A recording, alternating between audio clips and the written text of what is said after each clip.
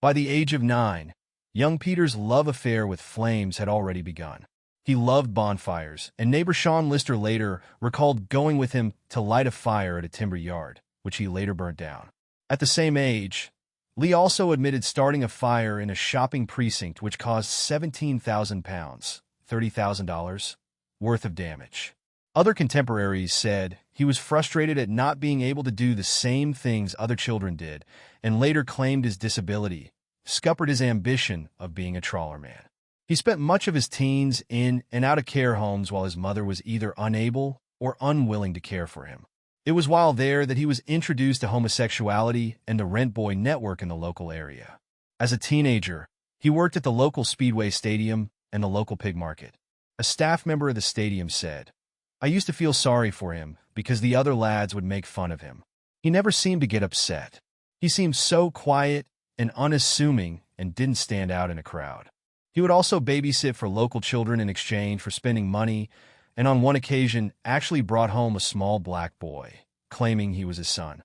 While Daft Peter was rarely regarded as capable of anything spectacular, some believe that the daftness was often an act to help him fade into the background. Sometimes he would tell people he was a nobody, but then he would tell them they would never guess what he had been up to. As the hasty inquiry proved, he was entirely correct on that point. Throughout his teenage years, he started fires on a regular basis.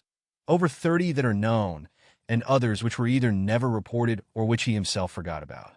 What he lacked in conventional intelligence, he made up for in animal cunning, to use the phrase later coined by the prosecuting counsel in the case, Gerald Coles, in the way he covered his tracks after fires.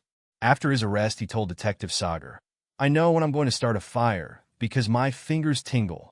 While in prison awaiting trial, he regularly demanded access to Bibles and was interested in the Jehovah's Witness movement. He read Sager a passage from Matthew 6, verse 24, which said, "No man may serve two masters. My master is fire," he concluded. The passage goes on to state that if a man did have two masters, he should despise one, but be devoted to the other.